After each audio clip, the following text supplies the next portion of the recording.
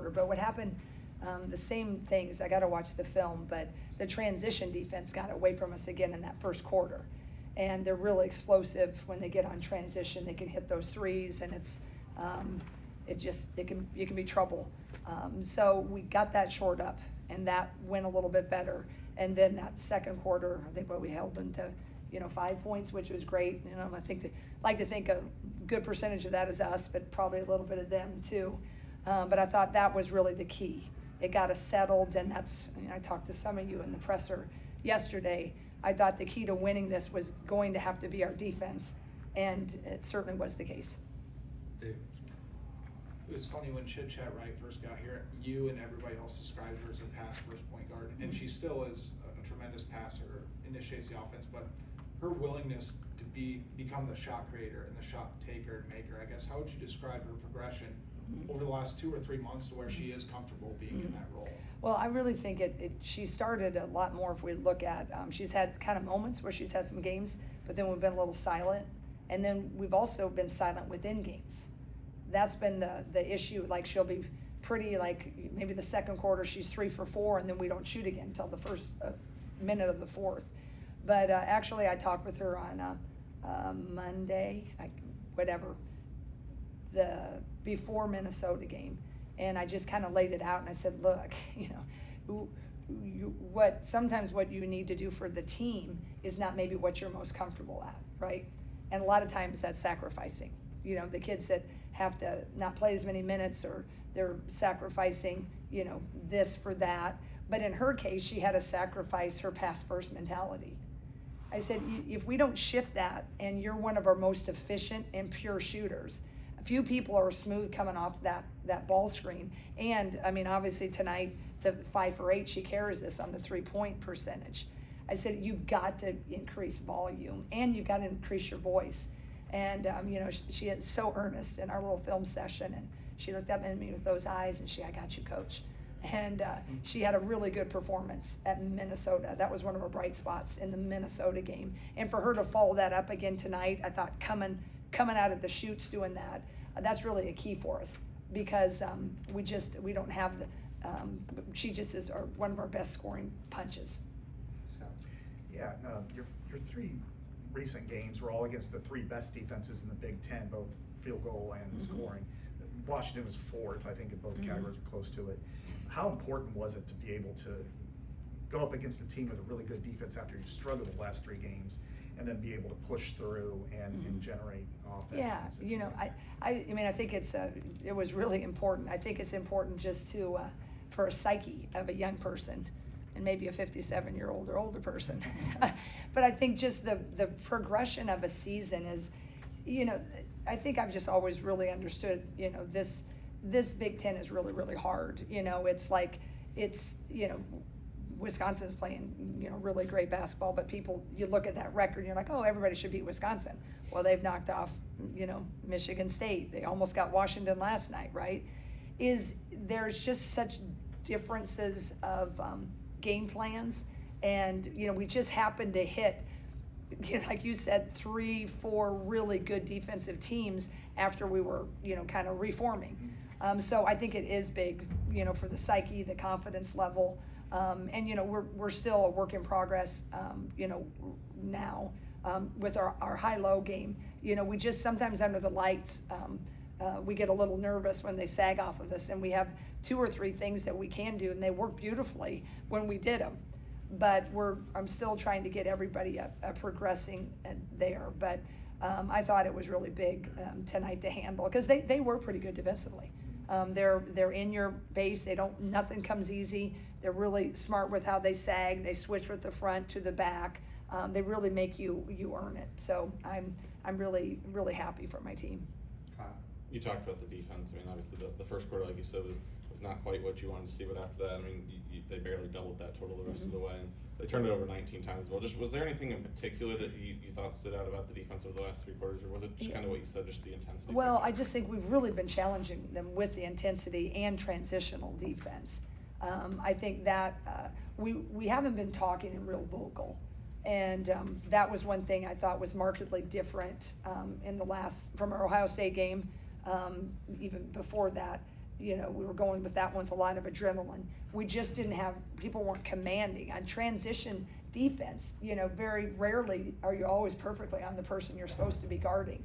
But there's a lot of pointing and there's a lot of vocal activity that needs to happen. But we've been pretty silent with that. So we've really harped on that. And then I just wanted to really shore up more of our ball screen defense. And I think that when we settled a little bit, it started to kind of look a little bit more that gritty, kind of that blue collar mentality coming out. And I think that was helpful. I mean, certainly they missed some shots, and that was helpful that they missed them. But I do think our attention to that, the confidence just kept gaining after that second quarter. Yeah. You went back to Taylor in the starting lineup. Tell us about that decision, and how did that work for Taylor? How did that work for Addie? Well, I mean, I think that's the hardest thing. I mean, I think that's you got to look at, everything. You got to kind of tweak it, what's working, what isn't. And that decision was, for a team, but also trying to free up the pressure on Addie. Addie in the starting lineup, I don't know if I got it exactly right. She was shooting about 44% as a non-starter, or 55% from 2 and 44 from 3 coming off the bench. And then it was, now markedly, it's not apples to apples, we're playing the 3 best defensive teams, but a little bit lower, 20%, 22%, and 13% from 3. And so we're just trying to get her, she's a real high IQ kid, to kind of free her up to come in and not get the very first punch right off the bat. And certainly, team-wise, what's going to give us that punch right away at the beginning. Taylor had been starting prior, when Chit Chat was down and when Kylie was out. And, we had success in those games. And so that's a hard thing. And this was one of those games, Taylor was kind of flowing in that fourth quarter. And that's where you gotta keep passing that baton, whether you're, Layla had to pass it. I wanted to go with Layla sometimes, but then they went smaller. We missed a couple opportunities when they subbed in their big girl. I wanted to get a Layla in, but then they quickly put their smaller unit in. That made sense to have Hannah back at the 5 and Journey at the 4. So is it just the constant, the teaching and having to understand that, it's definitely a team concept, and it's not easy to balance all the minutes. But if there's foul trouble the next game, or, Ava's in foul trouble a lot more, or we got 2 of them in foul trouble, they're all going to be ready to step in and I think have that a bigger role. But that's every coach at this time of year. You're always balancing that. And I think team-wise, it was really good. I think it worked out. Addie didn't have her typical stat line. But I think she did a lot of good things. I have to watch the film. But I thought Taylor Strimlow did a really nice job, shooting 4 for 6, had some big buckets there at the end, and really had some good defensive assignments. Jan, Hannah came away with another double-double tonight. I mean, she's been on this sustained run of excellence, both in terms of scoring and on the boards. How, from your vantage point, how has she been able to sustain this? Yeah, I think, just being a senior and, wanting it, and, she had a little better offensive production, but Hannah's always been her will, and I think that's the thing where she's been trying to lead. I've, challenged her with a little more consistency, because we all have to be a little bit more consistent now offensively as we've reformed. But, she just, 16 boards tonight, that was the bright spot. We got out rebounded most of the times this year. I always wanted to be in the +6 or 7 in rebounding margin, and obviously in the losses were not that. But this was one of the, I think, 2 times we haven't done so in a victory. But it certainly was no fault of Hannah with 16 boards. But Hannah is actually really shooting a lot better in practices. When they're sagging off, or sometimes there's a mental with that. But I'm anxious to see if I'm going to work on that a lot tomorrow to remind them what happens, and there's some pretty good things that you can do if we'll just remember to do it. But man, I tell you what, she's really was stellar tonight. Coach, once again, Kylie Feuerbach proves she's important to this team, has a big game, she's a game changer. Talk more about her. I thought that Kylie's defense at the beginning, right, I mean, a large story of this game was Sellers, didn't play much that second half. And, her 14 points came pretty tough earned, right? And she wasn't able to get her 3-point shot going. And Kylie was really locked in on that defensive scheme. And, she's just really pretty instrumental, with what we want to do. And that's, and Kylie will tell you, we just didn't have our best defensive games the last other three. But I think, tonight Kylie really locked in and knew what she had to do. But I think Kylie was a big story tonight because their engine is really Sellers. Now, that Avery Howell's not too shabby either, right? But I thought Kylie's defense was sensational. Dave? Speaking of Kylie, I mean, I know she's really gone through spurts of, offense probably isn't where she'd like it to be in her final year, but I guess how big was it for her confidence level and everything just that shot that kind of sealed the deal with you guys up 9? Again, Yeah. she struggled from the field, but I guess how Yeah. big was that for her Yeah. confidence, just the leadership Yeah, she brings? I think that was huge because, I mean, it's so interesting. I mean, like, I just wish that the whole world could see how hard these kids work. It's just so easy to criticize that they're not this and they're not that and why are they playing and I can't believe that they have this. And I'm telling you, these kids work, I mean, my kids are relentless workers. And those are just fun moments. Forget the fact, it's like a mom moment, I call them. Forget the fact that it helped us win the game. I was just so happy for her because she wants it so much. But her role is definitely defensively. So the better other people can score, that helps take pressure off because she's putting so much energy and her strengths are there that I think that was probably it's a little bit of why we got a little off the rails sometimes the last games because I gotta do better coaching them and getting us in better positions, but also relaxing them. Because, I mean, they just wanted it so much, and so Kylie was forcing offense and trying to play defense, and we just kind of lost it a little bit, I think, because you want it so much. And tonight, that shot, I mean, her smile was just like coming to the timeout. That was priceless. So I think it was big for her confidence, and I'm going to certainly draw upon it to remind her. You mentioned the other day when we talked to you that you guys, during this 3-game losing streak, you weren't in the locker room panicking during it.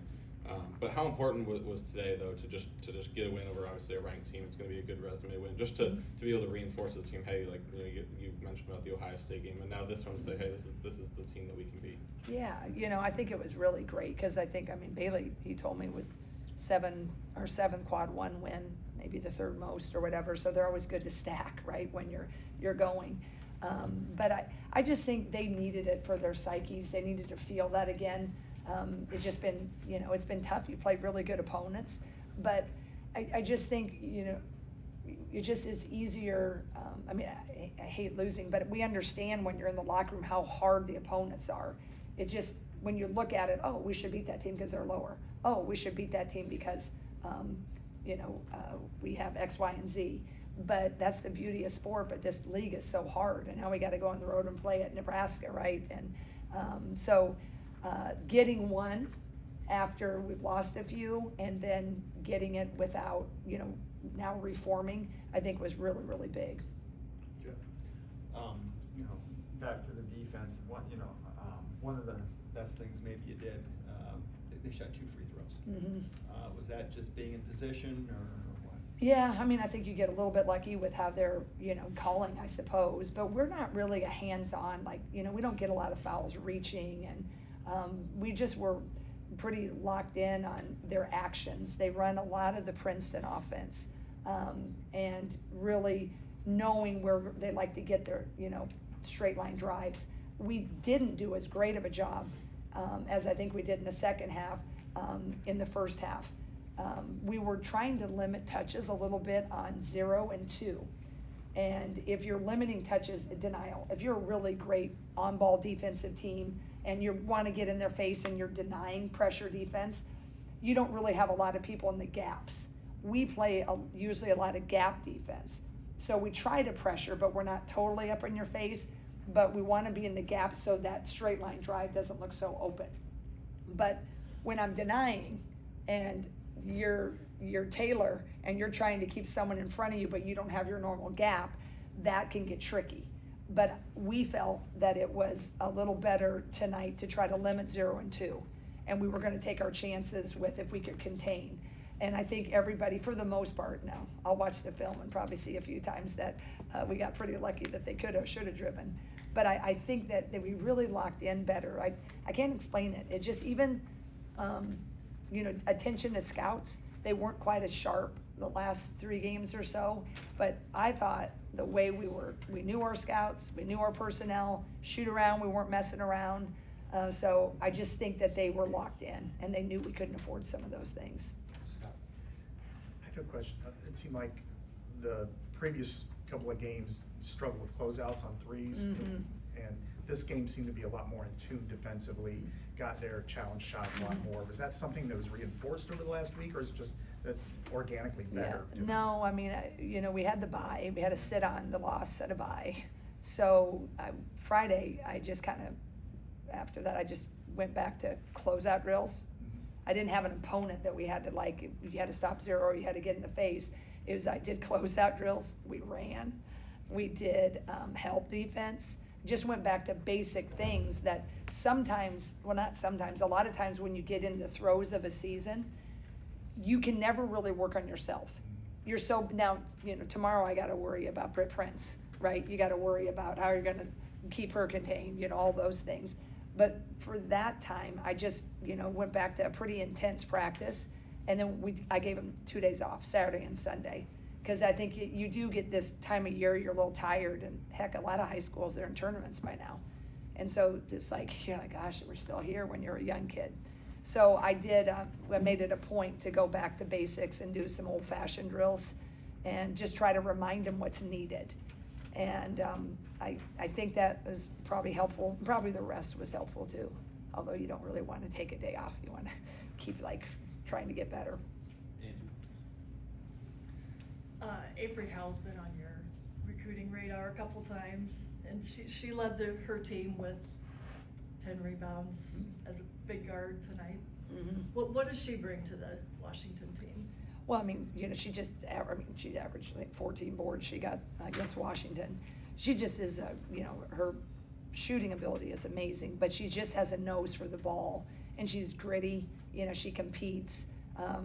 She was a big get for them, but I'm probably, we were in the probably top 5 or so, or who knows. I'm sure Washington came in second the first time around. So I tried, everybody in the country probably tried after she was gonna leave USC. But that's been a big addition for them, because you pair her with Sellers, and that's a mighty 1-2 punch. But, she's a great kid. Tina is, I'm friendly with Tina in the league. She just is a really nice person, runs really good stuff. I know her kids really love playing for her. So, yeah, I think it was a natural fit then for Avery to go back to Washington. All right, thanks, Joe. Thank you, guys.